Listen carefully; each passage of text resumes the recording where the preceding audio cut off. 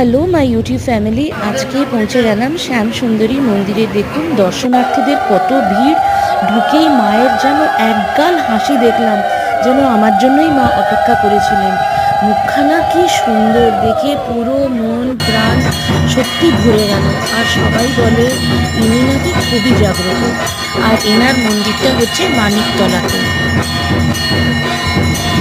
সুন্দর আরতি দেখলাম, প্রসাদও পেলাম, কিন্তু আমি প্রসাদ একটা টিফিন কৌটোতে বাড়িতে নিয়ে চলে এসেছিলাম, যাতে সবাই মিলে একসাথে আমরা প্রসাদটা পেতে পারি।